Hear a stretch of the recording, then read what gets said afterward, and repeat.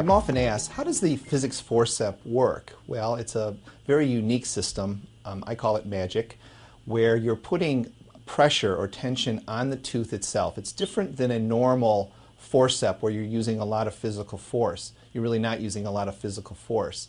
But we're putting pressure on the PDL, which creates a blood flow, and an increase in hyaluronidase acid, which breaks down the fibers, which allows the tooth to literally pop out of the socket.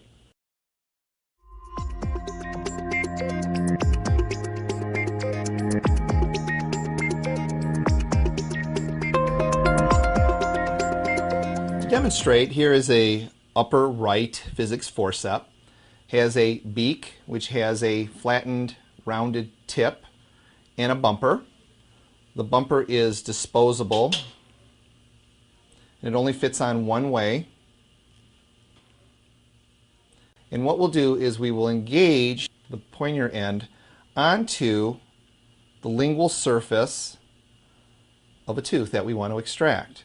The bumper will then be engaged as high up in the vestibule as possible, preferably by the mucogingival junction. Now, I'm going to use just 2 fingers here, and I'm simply rotating my wrist, no arm pressure, no forearm pressure, rotating my wrist, and it may take a minute or 2, and that's probably the hardest thing for dentists to understand, and the tooth will pop out.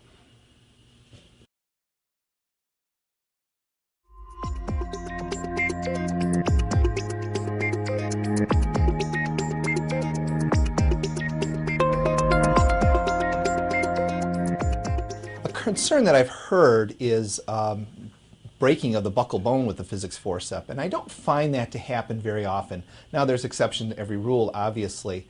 The key to using the physics forceps is to use it properly, to be educated in its technique, work on patients. I know there's courses that are offered through physics to learn how to use the physics forceps properly, but you're not putting a lot of pressure. It's not like a normal forceps where you're putting a lot of pressure on the tooth. You're putting slight pressure, and there's no arm pressure or forearm pressure. It's really just rotation of the wrist. It's hard for many people to understand, but just simply rotating the wrist with very light pressure, and oftentimes I'll just hold it with a thumb and maybe 1 or 2 fingers and just rotate my wrist. If you can see how I'm just rotating my wrist. Now, it may take a minute or 2 for the tooth to pop out.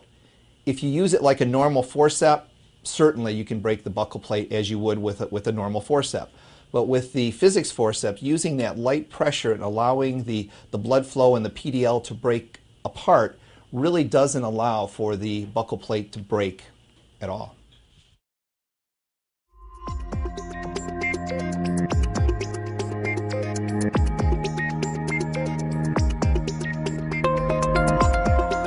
One question that we are often asked is, do we use our conventional techniques even when we're using the physics forceps? Meaning, do we break the PDL with a periotome, or do I have to elevate first using an elevator of some sort? And my answer is no, I don't use either of those when I'm using the physics forceps. I simply use the tool as I was trained to use, rotate my wrist, and that breaks the PDL in itself.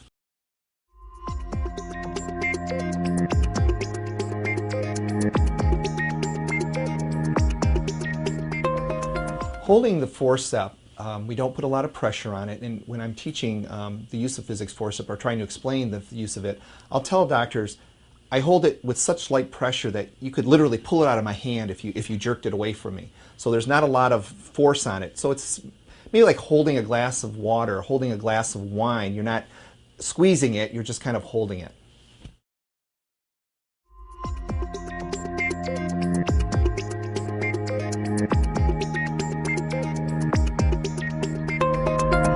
When you're using the technique of the physics forceps, we are, as we've mentioned before, putting rotational pressure and tension on the PDL, which is breaking down, and eventually the tooth will move. You have to take your time. It may take a minute or 2 or even longer on some roots. And as you're rotating your wrist, you will actually feel the PDL pop. It will literally pop. Now at that point you can stop using the physics forceps because the PDL is pretty much disturbed.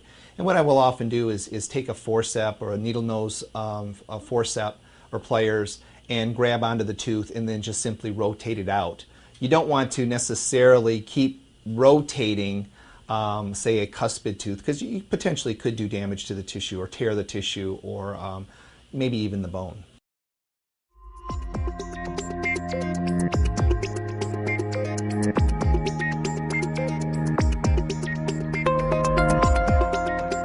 I've heard doctors say that they are concerned with bruising in the area of the mouth where the bumper was placed using the physics forceps.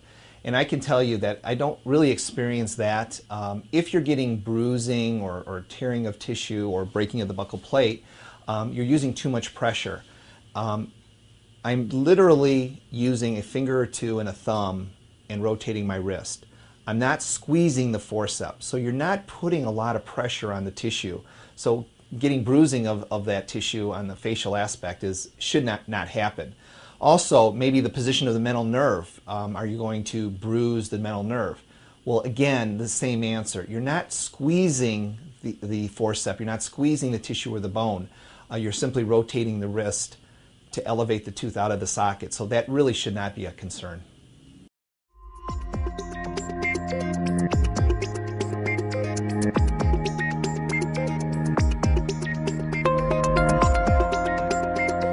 Another question that's often asked is, what about the patient response to physics forceps? Well, patient response is just remarkable. I can't tell you, and we've all heard this about putting a knee on the chest and getting a tooth out and the bad experiences. I've never seen that in all my years of practice.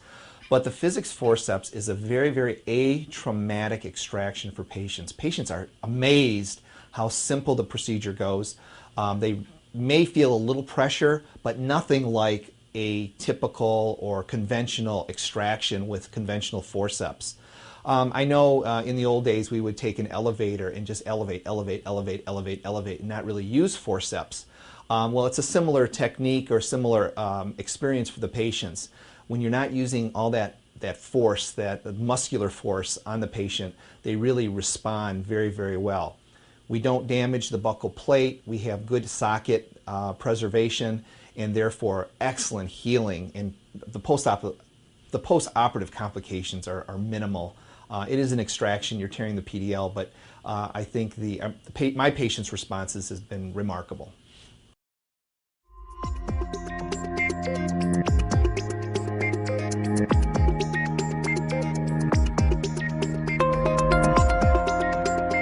The question that is often asked is, what about divergent rooted teeth or molar teeth or badly decayed teeth or endodontically treated teeth? Can you use the physics forceps?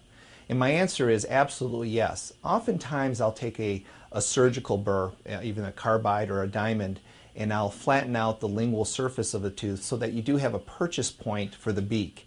But it's the same simple rotation.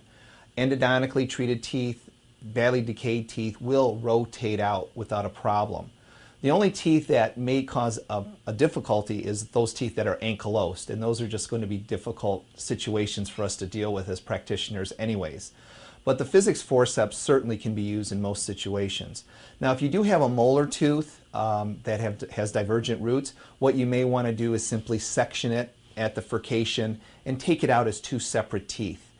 Maxillary molar teeth, the bone is usually pretty soft up there, and I have pretty good luck taking those out in one total tooth. The other question is, what if you have decay underneath an existing crown? Well, sometimes you should take the crown off first, or it will come off first, but you're really engaging in the sulcular area of the tooth on the lingual or palatal aspect, so you're not really engaging the crown. But sometimes if you have a badly decayed tooth under a crown, the crown may come off first, and then go ahead and use your standard techniques using the physics forceps.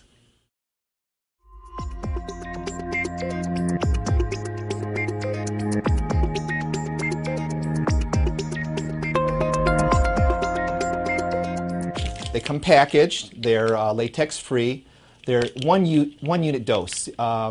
You could sterilize them, but you really don't want to if you don't have to, and they simply pop out of the package.